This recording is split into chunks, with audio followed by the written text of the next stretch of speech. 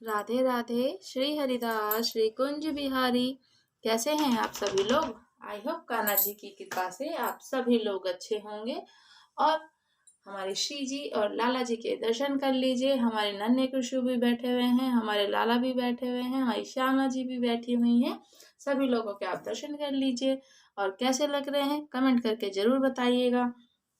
तो आज कार्तिक मास महात्म्यम का अध्याय 3 है और तीसरा दिन है कार्तिक मास का। और सुबह में आप स्नान अवश्य करें। कार्तिक मास स्नान को बहुत अच्छा माना जाता है। हमें सभी जितनी एकादशी के व्रत होते हैं उसी के बराबर फल मिलता है। और कार्तिक मास महात्म का 100 गुना फल है। तो आज हम कार्तिक मास महात्म्य के अध्याय 3 की कथा श्रवण करेंगे।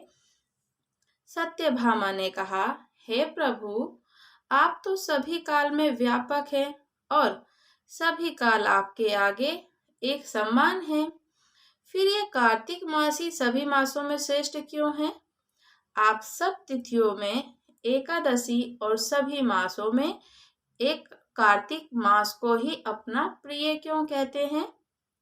इसका कारण बताइए। भगवान श्री कृष्ण ने कहा, हे भामिनी, तुमने बहुत अच्छा प्रश्न किया। मैं तुम्हें इसका उत्तर देता हूँ, ध्यान पूर्वक सुनो।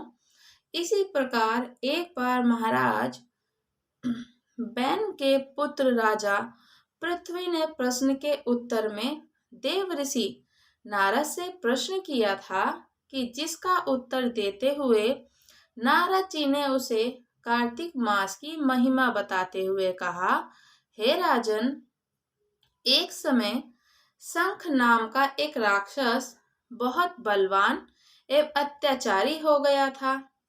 उसके अत्याचारों से तीनों लोकों में त्राही त्राही मच गई। उस समय शंखासुर ने स्वर्ग में निवास करने वाले देवताओं पर विजय प्राप्त कर इंद्र आदि देवताओं को एवं लोकपालों के अधिकार को छीन लिया। उससे भयभीत होकर समस्त देवता अपने परिवार के साथ सदस्यों के साथ सुमेरु पर्वत की गुफाओं में बहुत दिनों तक छुपे रहे। तत्पश्चात वह निश्चित होकर सुमेरु पर्वत की गुफाओं में ही रहने लगे। उधर जब शंखासुर को इस बात का पता चला कि देवता आनंद पूर्वक सुमेरु पर्वत की गुफा में निवास कर रहे हैं, तो उसने सोचा कि ऐसी कोई दिव्य शक्ति अवश्य है जिसके प्रभाव से अधिकारहीन ये देवता अभी भी बलवान है। सोचते सोचते वह इस निर्णय पर पहुंचा कि वेद मंत्रों के बल के कारण ही देवता बलवान हो रहे हैं। यदि इनसे वेद छीन लिए जाएं तो वे बलहीन हो जाएंगे। ऐसा विचार शंखासुर ब्रह्मा जी के सत्यलोक में शीघ्र ही वेदों को हर लाया।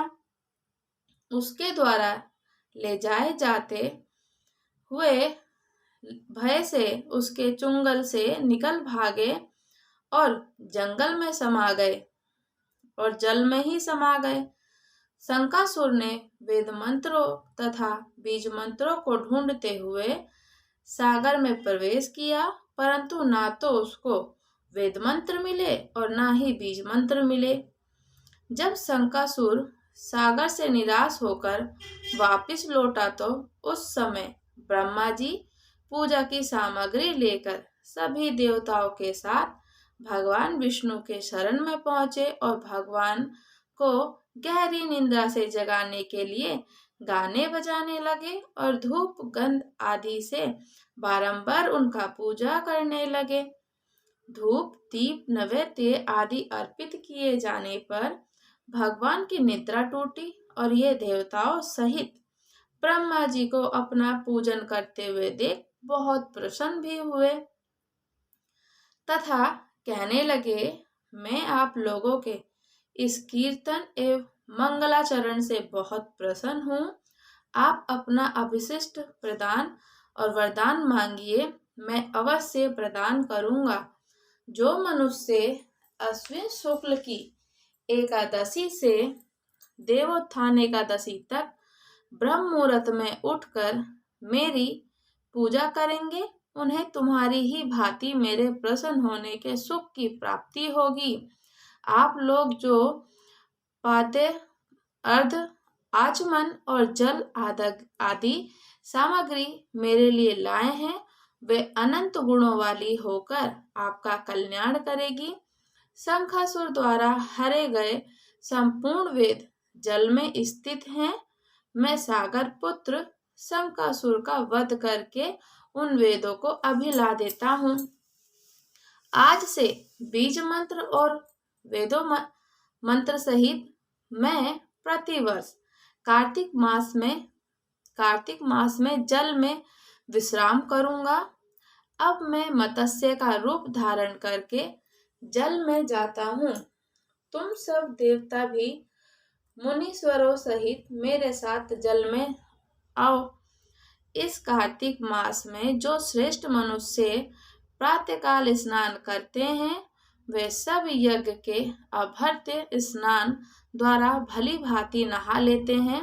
हे देवेंद्र, कार्तिक मास में व्रत करने वालों को सब प्रकार से धन, पुत्र, पुत्री आदि देते रहना और उनकी आपत्तियों की रक्षा करना।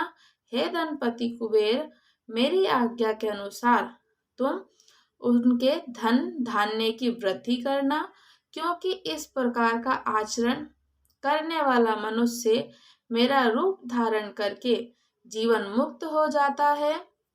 जो मनुष्य से लेकर मृत्यु पर्यंत विधि पूर्वक इस उत्तम व्रत को करता है, वे आप लोगों को भी पूजनीय है। कार्तिक शुक्ल की एकादशी तिथि को तुम लोगों ने मुझे जगाया, इसलिए ये तिथि मेरे लिए अत्यंत प्रतिदायिनी है और माननीय है। हे देवताओं, ये दोनों व्रत नियम पूर्वक करने से मनुष्य मेरे सानिध्य प्राप्त कर लेते हैं, मेरे शरणागति में आ जाते हैं। इन व्रतों को करने से जो फल मिलता है वह अन्य किसी व्रत से नहीं मिलता है।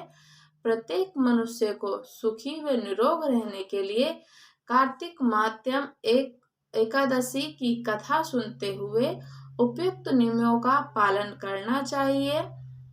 ये कथा आज की यहीं संपूर्ण हुई और आगे की कथा है जो कल होगी।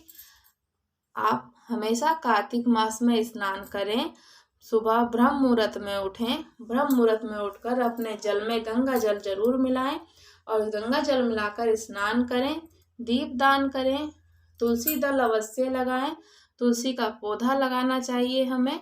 और दीप दान भी हम उसे ही कहते हैं जब हम तुलसी मैया की पूजा करते हैं, हमारी वृंदा महारानी की पूजा करते हैं, तो हमें तुलसी के पास दिया जरूर लगाना चाहिए, उसे हम कहते हैं दीपदान। और कार्तिक मास का बहुत बड़ा महत्व है, इसका आनंद लीजिए। प्रभु आप सभी पर कृपा करें, हम सब पर भी कृपा करें, ऐसी ही कृपा प्रभु की बरसती रहे। और आप हमारे चैनल को लाइक, शेयर, कमेंट जरूर करिएगा और सब्सक्राइब भी कीजिएगा। राधे राधे। श्री हरिदास, श्री कुंज बिहारी।